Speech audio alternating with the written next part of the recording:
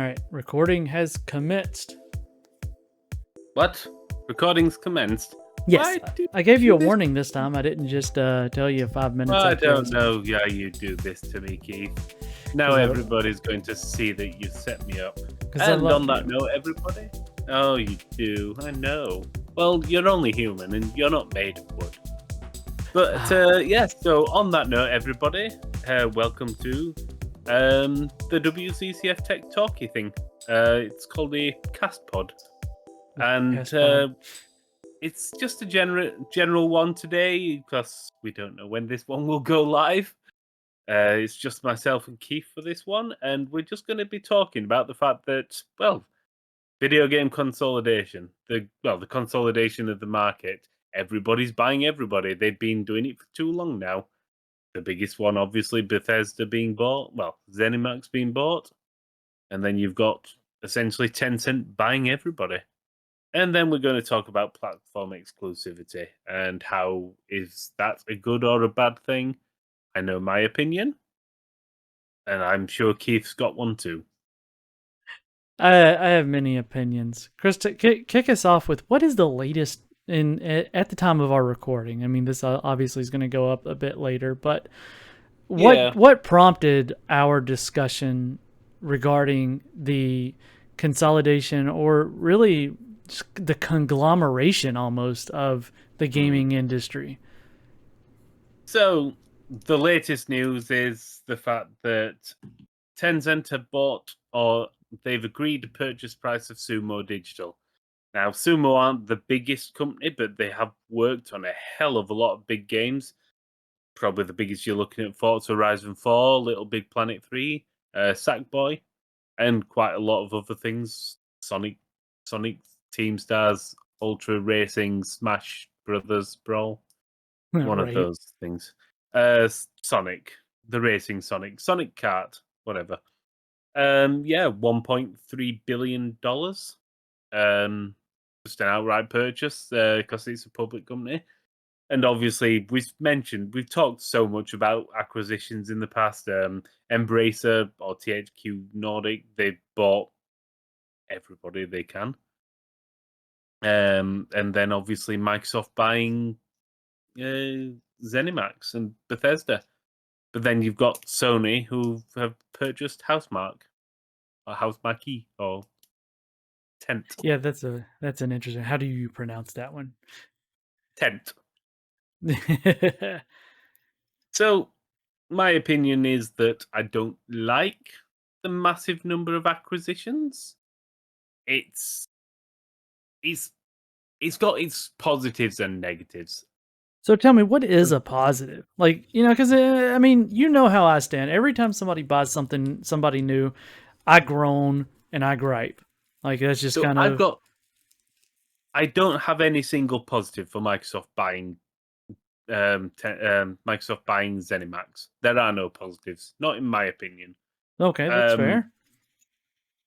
when it comes to a purchase of a smaller studio, so for example, Embracer or THQ or Koch or however many, whatever name you want to give that many companies, the overall is Embracer. When they purchase studios like I forgot the company that made Kingdom Come Deliverance, Warhorse Studios. So when they purchase single studios like that, there are benefits in the fact that that studio then has access to a lot more money for funding a new game.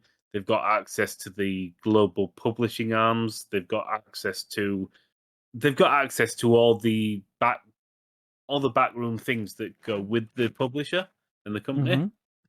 So with ZeniMax, they already had that access. They were already a big company. They were a big publisher themselves, so there is no benefit there. Tencent purchasing Sumo, I can't see unless it's a case of Sumo Digital's games getting published in China. There's no real benefit. Sumo's a massive company that's across a massive company across 6 different countries. Got probably over 1,000 staff now. So yeah, I can't see a benefit there, and the fact is that Tencent's buying shares or whole portions of so many, many, many companies, from Ubisoft and Activision Blizzard down to Riot Games or Sumo Digital. Yeah, I I feel you there. Like if I see a smaller studio that they do good work, and chances are they weren't getting uh, quite the funding. Their products weren't getting out quite as much as that I feel like they should have, or Yeah, even like they may have thought that. Yeah, there is some good in like those small studios being picked up and then given the funding and the ability to continue and be creative and hopefully thrive, and not just come out with like those great indie games, those small games, and then that just be the end of that studio's legacy.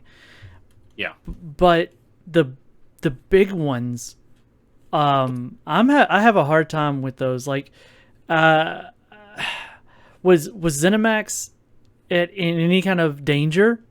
And they're an easy target. No, They they are. weren't. They weren't It, in any danger.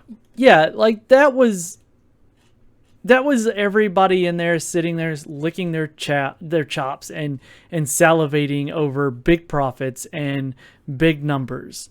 That wasn't bringing something unique. This is a long running studio that these studios have been around. They're established. They're perfectly fine.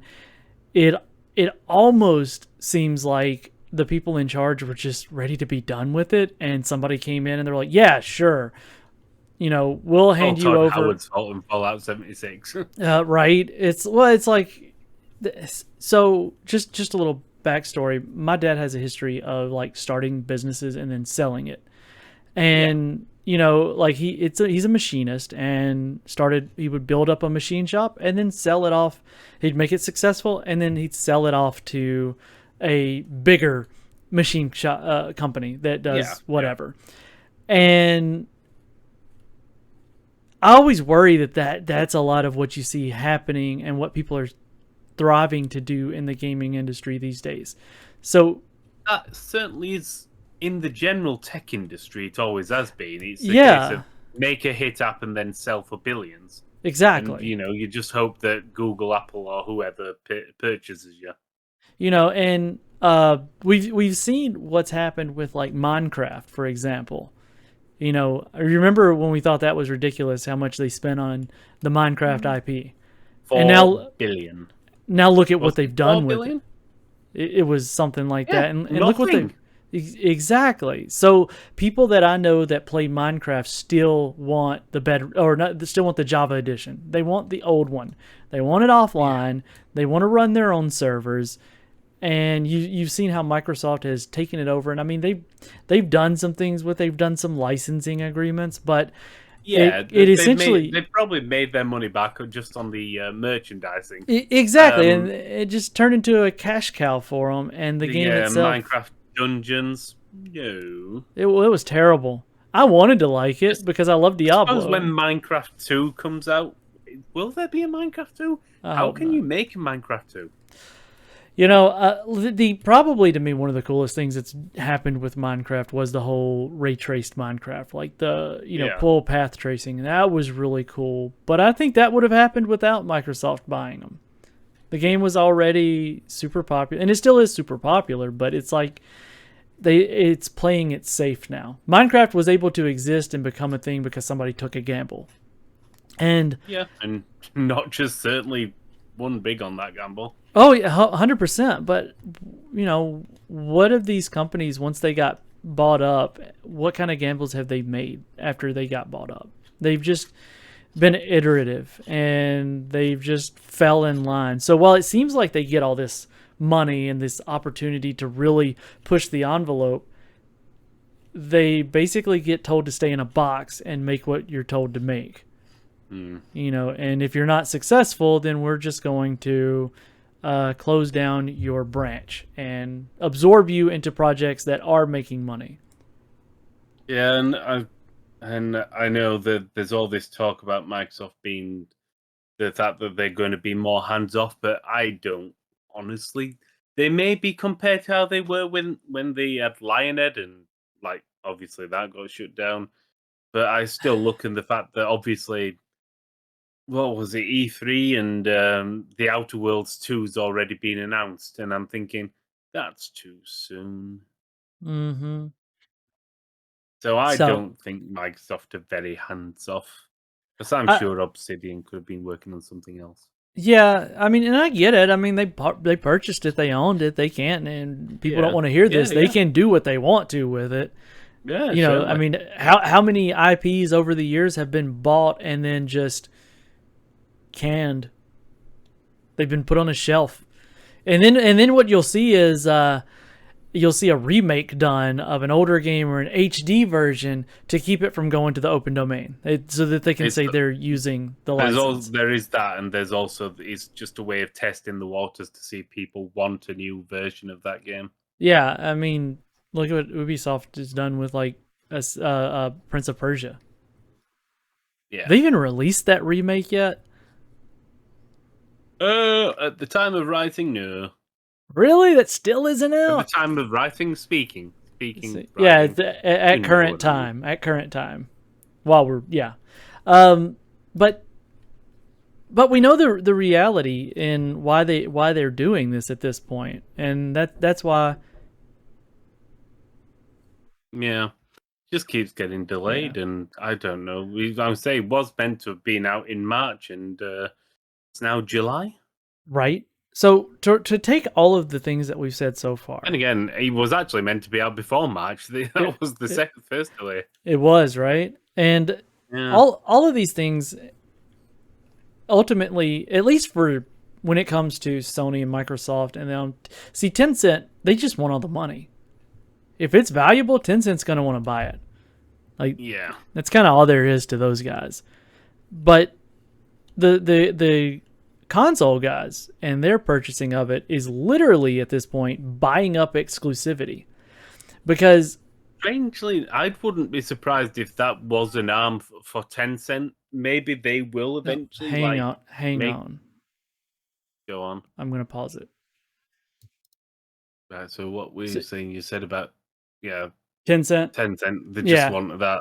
they just want the money. Like I get that. Is it weird that that one is? I'm like, yeah, they're. But they seem to do a decent job so far of just kind of being like buying it up and then Hands letting off. it run. You know, they just want to own it. Have we started recording again? Yeah, yeah, it's recording. Oh, you'll be able to mix it back up. Yeah, yeah, No, I think you're partly right on Tencent. Obviously, they want the money, but it was about 5 years ago. Tencent made what they called the TGP box. It's like a ran on Windows 10. So think of it yeah, like yeah, yeah. The a PC emulator. console sort of thing. Yeah. Well, no, just a PC console sort of thing. Think of like the Steam Big Picture sort of That's right. malarkey. It's essentially it's a well, all consoles are just PCs in a box. So it, I wouldn't be surprised if Tencent didn't try to disrupt the market as they get more of a share. Yeah, To eventually, use that yeah, I could see share, that to really yeah, try and swing things. But the console guys, Sony, Microsoft specifically, Microsoft's a little bit different of a strategy because they do have Windows, and Windows is like, and a lot of people go, well, why do they care about PC gamers if they're trying to get people on their console? Yeah, they're just trying to get your subscription, dude. They want your yeah. subscription, and that's why That's Game all they Pass want went now. to PC. Look at what's happened with all of their software outside of gaming. So everything's going to a subscription-based service so that they Yeah, have yeah. residual income. You know, Of course, they'll about give you the the simple OS. fact is you make more money out of subscriptions than you do selling a product. Exactly. And they do make it pretty useful. I mean, I use OpenOffice for myself. So I use Mm. OpenOffice. I have no problem with it. But I'm also not doing big presentations for, companies and stuff. Yeah, I've got Office 365. Yeah, See, and my wife does. My wife has Office 365 and she uses it on her Chromebook and her desktop or her laptop. I know it sounds yeah, crazy. You got a laptop and a Chromebook, but there's a use for both of them. yeah. Well, she takes her Chromebook with her to work, and whenever she runs around. It's the whole time. Anyway, point being, Microsoft's buying up reasons for you to want to use their services, and they almost view even their consoles as a service. That's why they did back at the Xbox One times. Well, yeah, it was the Xbox One where essentially they just it was all going to be always online. I remember that, E3. Yeah, they and were. We have still got a console. We have still got a console for those who haven't got the internet. It's called an Xbox 360, and they're almost still like that. They just don't say it, right? Yeah. But the thing is, even like Sony, Sony seems more in the business of wanting to sell their entire platform, whereas Microsoft wants you to. See, they're still holding on to that almost that old school way where it's new console, new games, be happy. Old console, old games, get wrecked. But Microsoft wants you to stay on their subscription services and pick up whatever version of the latest hardware that you want to keep playing those same games, and we'll make as many things overlap as possible. They've opened it up as well. They make money out of the PC players now whereas Sony still are not. They're finally releasing games on the PC, but yeah. So one of the things Microsoft has done with their Game Pass for PC, and I've noticed, and it's for the console too, but like used to, you would get like the top tier version of a game. Yeah. Right? You would get all of the extras. Now you just get the base and then you have to buy the extras. Yeah, and that makes sense. I actually will sit here and defend Microsoft for doing that because you get the game, you get the base game, but you want the extras, it may cost you a little bit. And I'm okay with that to a degree. But the problem that I have isn't the cultivating of exclusivity. Like Forza, I don't think I'm okay with it, like on PC, great. But I don't think they should have to open it up to PlayStation owners. And just like PlayStation No. I've got no issues with first-party titles being exclusives. But like we've both said, the issue then becomes when you spend $7 billion on long-running franchises that everybody has played. You're buying a whole studio, a whole company that makes numerous more IPs. than just a studio. Yeah. This isn't like, hey, we've got hey, I'm Sony all the Bethesda studios. You've got ZeniMax Online. You've got id Software. You've got Arcane. You've got Yeah, this isn't, hey, we're going to this isn't Sony going to Square Enix and getting exclusivity for Final Fantasy VII Remake. That's a remake. That's not a new IP. It might as well be a new game. You and I both agree that it's new in its own right. Yeah, I'm a fan of it, and yeah. But they didn't go and buy Square Enix and say no more Tomb Raider. Like, you get the old stuff, but anything new coming out, that's ours. It's all on PlayStation. I'm also one of the people that don't mind buying more than one console, but I'm gonna back this up. I'm also not a kid anymore. I'm able to purchase these on my own, but not everybody is, and there's gonna be people out there that go, like, oh, Keith, you're a PC gamer, well, and you've got consoles, just buy them. Well, I do have them, but I don't have a Switch. There's a few games I want to play on a Switch, but you play Dust, right? On your Switch? Like, you draw on the dust? Yeah, pretty much. Right. It's essentially just a glorified Etch-a-Sketch. But that's what happens whenever you end up having to buy an entire console to play like one or two games, and it turns into e-waste, and it is wasteful. The problem that I have is the people that will go on and they will fist fight over their little plastic box. My box is better than your box. It's funny. I've got a PlayStation 4 and an Xbox Series X, and they about get equal treatment. They both have a game that I want to play on each one. Yeah. But the fist fighting over which ones, I think what happens with that one is people the console wars have been going on too long. They've been going on as long as I can remember. But the thing is, because they are so expensive, especially now. Is that people fight just to justify not even their own purchase, what they got purchased sometimes. Yeah, it's like, well, I've got this. Okay, I can't enjoy that other thing, and therefore it's bad. I would be more mad at a studio for not bringing a game to my console than I would be at the other console. And Yeah, I if the know. console gave them money for that exclusivity, well, be mad at the developer for taking it. I don't Yep. know what to tell you. Yeah, that's my argument through and through. The problem is though is you to merge the first topic and this one is you've got the places buying up all of the game houses and the studios, and they're consolidating them out from under your feet. Yeah, This they're isn't drawing battle lines. Yeah, this isn't like I bought a PlayStation, therefore I know I'm not getting Halo or Forza, Yeah. but I'm getting access to all of these independent studios. Well, the independent studios that you Not like the anymore. best, yeah, like a lot of people I know preferred to play those Bethesda games on their PlayStation for whatever Yep. reason. That's just their choice. They bought the Yeah. PlayStation for God of War, and they also play a lot of Bethesda games. Okay, Yeah, yeah. now they've been essentially bought out under their feet. That was my argument at the time, which is why I still don't like it. Uh, it's weird. I've been playing and again, I've been playing old games. I've been playing Empire Earth 3. Is it Empire Earth I've been playing? Okay. Um, so yeah, no, Rise of Nations. That's what I've been Oh, playing. that's a good one. That's a good classic. Yeah. So I'm just thinking now. It's like the console wars is essentially like when they start capturing a city or building a new city, and it's just like you see the borders expanding. That's all they're doing. They're Mm-hmm. just trying to land grab. And So I get it. yeah, I get it. I don't have to like it though. no, no, yeah, Yeah.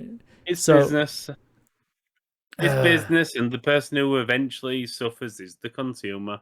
and that's my ultimate Always the problem. consumer. Where do we land in here? Fucked. That's where we land. Fucked Right? by a large, large strap on. However, now I'm going to say something really. I'm going to take all of that and I'm going to throw it out. So what these people have done is they're the Coke and the Pepsi, right? They're always going to sell the same generic flavors for here on out. But what that also does, it opens up the opportunity for the craft houses. It gives way That's for yeah, for well, the you've indies. you've yeah, you've consolidated all these, and how many people just get frustrated, and because they know that once this happens, it's going to be iterative. Each game is going to be more of the same, more of the same, more of the same. The problem is that then it circles right back round to the original topic. The big studios stop making certain things, then the indies come in and make these things. So AAA just decided that horror games were dead. So then you had games like Amnesia. Mm-hmm. You had studios like that, and then you see certain studios make a good game, and then they get bought. Yep, yep, yep. And So, when now, hopefully, some of these studios will keep a bit of autonomy and will not see another Volition. I mean, yes, Dead Space remake, but we'll see how I EA fuck am that up. that one has got me. Let's talk about that for a second. I know that this video is going to go out probably later than the news, and it's all new and all that jazz. But Yeah, I do want to talk about um, Dead Space remake. EA claims they've learned a lot, right? They learned a lot they from their claim. past. They claim. Uh, is there talks about this being just the single game, or are they trying to do the whole franchise? Huh. You know what? I actually don't completely know. So Um, I love the first two. I mean, it's a. I think it's just probably going to be. I wouldn't be surprised if it was just the first one. I mean, I'm good with that. There's a lot of content there to make a really good game. In fact, from what was said, yeah, the official description, the classic Dead Space returns, completely rebuilt from the ground up by Motive Studios using Frostbite. Okay, So I'm it's good with going to be that. the first one rebuilt. I'm good with that. I'm looking forward to it. I'm also We'll see. I'm also highly skeptical of EA, just like I am with Battlefield 2142. I'm going Yeah. to wait. So here's what happens. I'm gonna tell you what happens with me in Battlefield. Every time this happens, I'm gonna wait. At least since Battlefield Hardline, it's like I'm gonna wait, and I'll see how it launches, and then I'll jump in. And then what happens is the day before it launches, I'm preloading the game because I'm a sucker, Yeah. and and they get me every time. I mean, hopefully I'll be the one reviewing it, so we'll see. I'm hoping that I'll have some insight. I won't tell anybody Yeah. though. So but that's thankfully that's not going to be an exclusive, and I mean at least somebody's doing Yeah. something with the name. IP. I think what's happened, what they were forced with, they were either about to lose the IP or they had to do something, so they figured they would gamble big. I don't think they'd lose the IP. It's been a long while, but I think it's because it's still a popular IP, and they've just run out of ideas on what to do. Hey, I'm And good with and I remakes. think the reality is Resident Evil Village and other horror games have done well, so EA are just jumping back on the train. With something A they already genre have. does well, EA jump on. Yep. And same as every company. That's how it works. Something suddenly gets a hit, and then the companies follow in line like sheep. I'll take it. You know what I mean? Like I'll Yeah, take it. so it's gonna be interesting. But yeah, on the exclusives, first party exclusives, I've no issues. But like we said, it all circles back round. I don't like massive companies essentially selling out, and then it fucks the consumer over. That's my issue. Yeah, that's honestly the nicest way to say it. Yeah.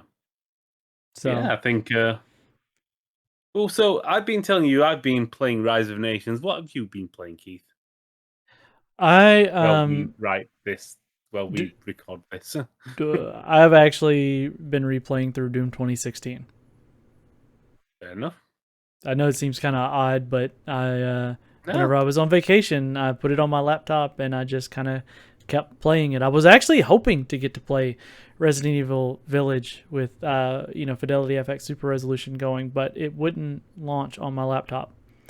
So Yeah. I had to find something else to do. I don't think it's that odd considering I'm playing a game which is quite a bit older. Just kind of where we are, I guess. I don't know. Yeah. As we head out, I do want to say what I've found myself doing over the years is falling back to the games that I know are going to be good. Rather than I never actually played Rise of Nations originally, so I've always wanted to. I recently played through an older game, and I don't even remember what it was, but I enjoyed it. I you know how it is in this job. We do so many different things. You'll have to find it out and tell me which one. Absolutely. Well, Chris, I think that's a good point to wrap us up for the day. So, thank you everybody in the future, which is when this will be out. Thank you, future people, for joining us. And we love you, you beautiful people.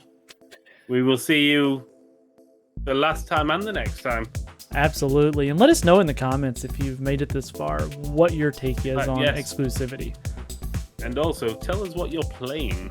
We'd love to hear, because we might need a new suggestion, because we clearly keep falling back to old games. All right, guys, we'll catch you then. Bye. Bye.